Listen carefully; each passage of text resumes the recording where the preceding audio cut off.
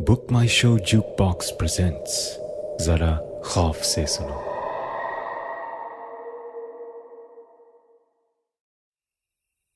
सोच क्या रहा है राजीव? रिकॉर्डिंग स्टॉप मत कर। 6 बजने वाले हैं यार, कोई ना कोई आ जाएगा। अब इससे पहले निकल जाते हैं। पूरी रात कुछ नहीं मिला तो अब क्या मिलेगा? सूरज तक उगा आया है बाहर। और ये कहकर मैंने रिकॉर्डिंग स्टॉप की और कैमरा पैक करने लगा। प्रशांत साउंड का इक्विपमेंट समेटने लगा। हमने 2-3 माइक्स लाइब्रेरी के कोनों में भी छिपा कर रखे थे। प्रशांत उनमें से एक उठाने पीछे कैबिनेट्स की तरफ गया। मैंने कैमरा बैग में रखकर जिप किया और तभी राजीव! प्रशांत चिल्लाया और मैं दौड़ा उसकी तरफ। मैं जैसे ही पीछे की 12A कैबिनेट रो पहुंचा तो दंग रह गया। प्रशांत नीचे गिरा हुआ था। भाई क्या हुआ? मैं जैसे ही माइक उठाने गया तो जोर से शॉक लगा यार। शॉक? तूने केबल्स तो मेन से निकाल दिए थे ना? हाँ, ऑफ कोर्स। स्टैटिक हो सकता है। इतना स्ट्रॉन्ग कैसे हो सकता है? स्टूपिड। बात तो सही थी प्रशांत की। जैसे ही प्रशांत उठने लगा, from the corner of my eye मैंने देखा कि एक किताब सबसे टॉप शेल्फ से नीचे गिरी, सीधे प्रशांत के सर पर गिरती। लेकिन मैंने प्रशांत को अपनी तरफ खींच लिया। पर अजीब बात यह लगी कि जैसे ही किताब जमीन पे गिरी तो एक मेटालिक साउंड आई। प्रशांत और मैं दोनों उस किताब को देखते रह गए।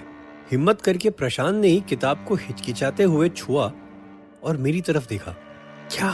मैंने उससे पूछा। तब प्रशांत ने किताब उठाई और ये तो स्टील है। स्टील की किताब या स्टील के केस में किताब। देख। व्हाट? That's so strange. वैसे बड़ा सुंदर बनाया है केस। जब तक हाथ से छुओ नहीं तो नॉर्मल बुक ही लगे। हाँ, लेकिन ये बुक केस, स्टील केस खुलेगा कैसे? और तभी लाइब्रेरी के मेन डोर खुलने की आवाज आई और हम दोनों डर गए। शिट, मिसेस दुआ आ गई। ओह नो, हमारा सामान सारा वहीं खुले में रखा हुआ है बे। Just take a deep breath. अब हम बचकर यहाँ से भाग नहीं सकते।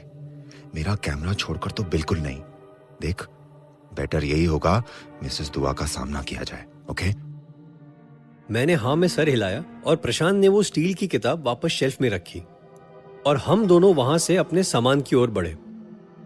मिसेस दुआ भी सामने खड़ी हमारे कैमरा और साउंड इक्विपमेंट को घूर रही थी। हम दूसरी बार इस तरह लाइब्रेरी में पकड़े गए थे। मतलब लास्ट टाइम हमें किसी ने पकड़ा नहीं था, लेकिन हम कुछ बैटरी पैक्स यहीं भूल गए थे निकलने से पहले। तो ऑब्वियसली अथॉरिटीज को पता चल गया कि कोई स्टूडेंट्स लाइब्रेरी में चोरी से घुसे थे। इस बार हमें कॉलेज के डीन के सामने पेश किया गया। यू सी, कॉलेज लाइब्रेरी के 3rd फ्लोर पर जहां हम पकड़े गए थे, वहां सिर्फ PhD स्टूडेंट्स और उससे भी ऊपर के स्कॉलर्स, रिसर्चर्स अलाउड हैं।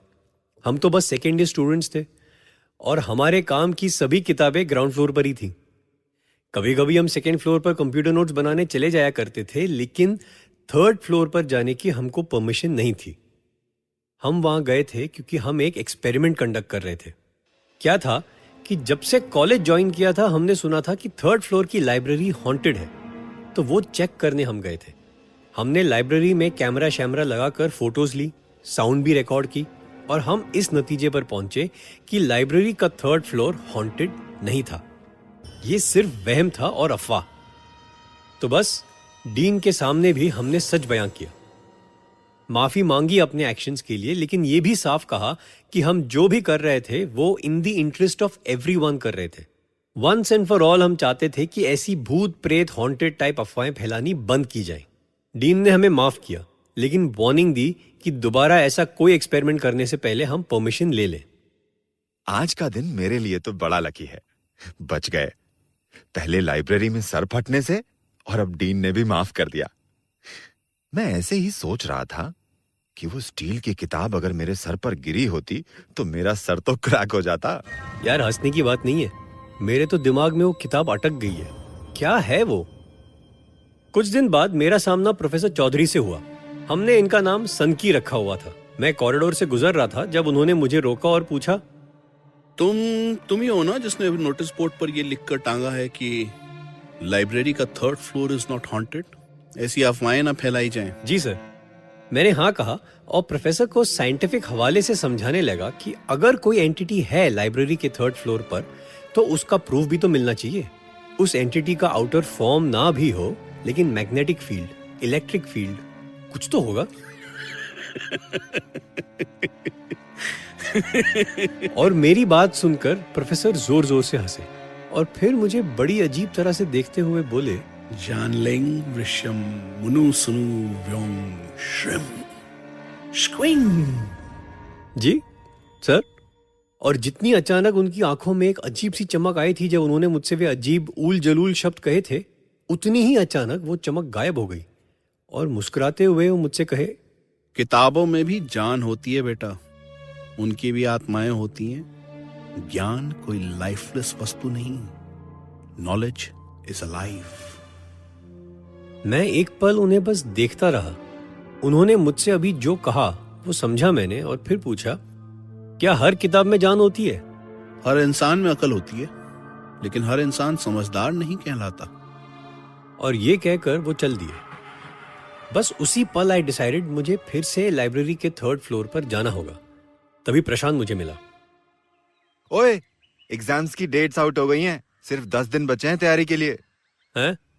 हाँ, ओके। कहाँ खोया हुआ है तू? कहीं नहीं, बताऊंगा मैं बाद में। मेरे दिमाग में उस वक्त सिर्फ प्रोफेसर चौधरी की बातें चल रही थी। वाकई में सनकी था प्रोफेसर। लेकिन उसी रात मैं लाइब्रेरी के 3rd फ्लोर पर पहुंच गया। पिछली बार प्रशांत और मैं दिन में ही जाकर अंदर छिप गए थे, लेकिन आज मैं तो बस इंपल्स पर उठकर चला आया और जब लाइब्रेरी के 3rd फ्लोर पर पहुंचा तो नेचुरली डोर लॉक था। अंदर कैसे जाऊंगा ये तो सोचा ही नहीं था। अब कैसे चेक करूंगा यहाँ की किताबें जिनकी अपनी जान थी, आत्माएं थी जिनकी। क्या क्या बड़बड़ाया था संकी, कुछ जिब्रिश में बोला था, जानलिंग वृश्यम मुनु सुनु व्योंग श्रिम स्क्विंग। और मेरे ये बकते ही अचानक लाइब्रेरी का डोर मेरे सामने अपने आप खुल गया। पहले तो मैं डर गया, ये कैसे पॉसिबल था, किसने खोला ये डोर? उस एक पल में मेरे पसीने छूट गए। बड़ी हिम्मत से मैं यहां तक आया था, लेकिन अब सोचा आगे नहीं बढ़ता। फिर सोचा प्रशांत को बुला लेता हूं। एक्चुअली पता नहीं क्यों मैं प्रशांत को लेकर नहीं आया। अपनी जीन्स की बैक पॉकेट की तरफ हाथ गया तो रियलाइज किया कि मैं अपना मोबाइल भी गफलत में हॉस्टल रूम में ही छोड़ आया था। किसी तरह हिम्मत करके मैंने अपने पैर को वहीं जमे रहने दिया, लेकिन आगे झुककर मैंने एक बार लाइब्रेरी रूम के अंदर झांका। अंधेरा था, कुछ दिखाई नहीं दे रहा था, लेकिन पीछे की ओर सीलिंग पर एक स्पॉट था। हल्का सा ग्लो था वहां, जैसे नीचे से कोई लाइट ऊपर छत पर पड़ रही है। क्या था? और ये जानने बिना सोचे मेरे पैर अंदर की ओर चले। जैसे ही मैं लाइब्रेरी रूम के अंदर था, पीछे दरवाजा अपने आप बंद हो गया। अब मुझे पक्का यकीन था कि मैं यहां से भाग तो नहीं सकता, और अब मैं किताबों से घिरा था। और अगर इनमें जान थी, इनकी आत्माएं थी, तो मैं उन आत्माओं के बीच था।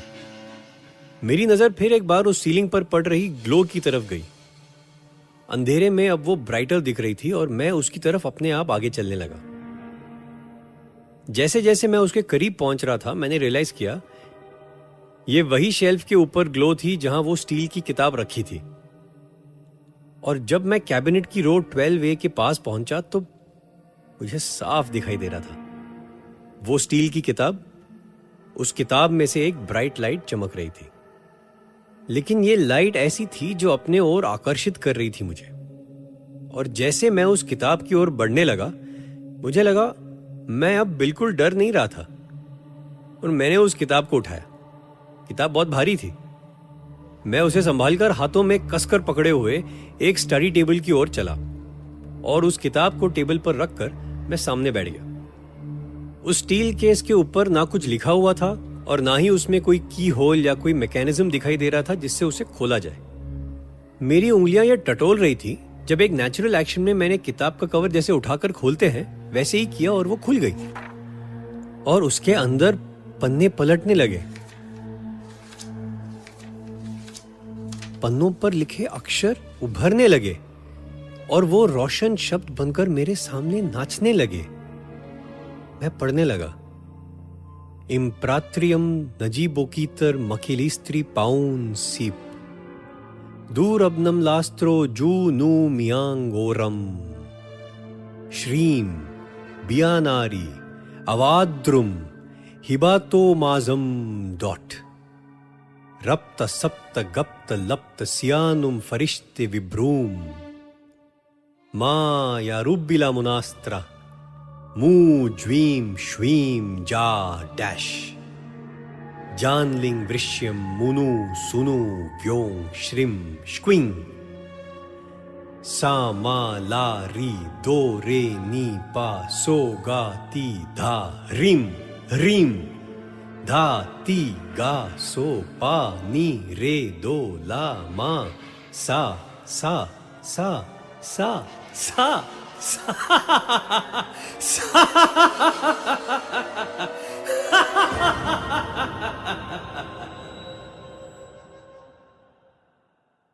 अगले दिन राजीव का कोई अता पता नहीं था। वो गायब था। 2 दिन बाद मैंने उसके घर फोन किया। उन्हें भी कोई खबर नहीं थी। वो घबरा गए। पुलिस कंप्लेन दर्ज करवाई गई, लेकिन राजीव का कोई अता पता नहीं मिला। होता है, इंजीनियरिंग कॉलेज में अक्सर कुछ स्टूडेंट्स पढ़ाई के प्रेशर में आकर डिप्रेशन का शिकार हो जाते हैं। कुछ सुसाइड कमिट कर लेते हैं, कुछ भाग जाते हैं। 10 साल हो गए हैं। मैं अब खुद एक इंजीनियरिंग का प्रोफेसर हूं। मेरा आज भी यह मानना है कि भूत, प्रेत, आत्माएं ये सब अपने ही मन का वहम होती हैं, जो हमारे डर से, हमारी दबी हुई अधूरी इच्छाओं से, हमारे अपने दिमाग की कंफ्यूज्ड उधेड़बुन से पैदा होते हैं। हम अपनी ही सोच का एक विकृत, डिफॉर्म्ड रूप देखते हैं या महसूस करते हैं। आज मेरी जिंदगी का बहुत बड़ा दिन है। जिस कॉलेज से मैं इंजीनियर बनकर पास आउट हुआ था, मैं उसी कॉलेज में वापस जा रहा हूं, कॉलेज का डीन बनकर। मेरे स्वागत में एक छोटा सा प्रोग्राम रखा हुआ था कॉलेज फैकल्टी ने, जिसके बाद मैं अपने केबिन में एंटर हुआ। मैं अपनी टेबल पर बैठा ही था कि मेरी नजर पड़ी सामने एक एनवलप पर, जिस पर मेरा ही नाम लिखा हुआ था। मैंने एनवलप उठाया और अंदर एक खत था, जिसे खोलकर मैं पढ़ने लगा। डियर प्रशांत, कंग्रेचुलेशंस। बस तुमसे इतना ही कहना चाहता था कि भूत प्रेत आत्माएं होती हैं। यकीन नहीं तो आज रात 3rd फ्लोर लाइब्रेरी में मिलते। किताबों में भी जान होती है भाई, उनकी भी आत्माएं होती हैं। ज्ञान कोई लाइफलेस वस्तु नहीं, नॉलेज इज अलाइव। जानलिंग वृश्यम मुनु सुनु व्योंग श्रिम श्क्विंग। तुम्हारा पुराना दोस्त, hostel roommate Rajiv.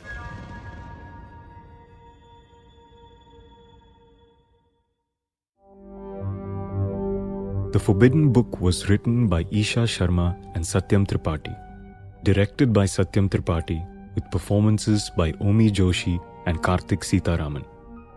Come back next week for another horrifying story called Believe It or Not, exclusively on BMS Jukebox. This is an IVM production. For more information, go to ivmpodcasts.com.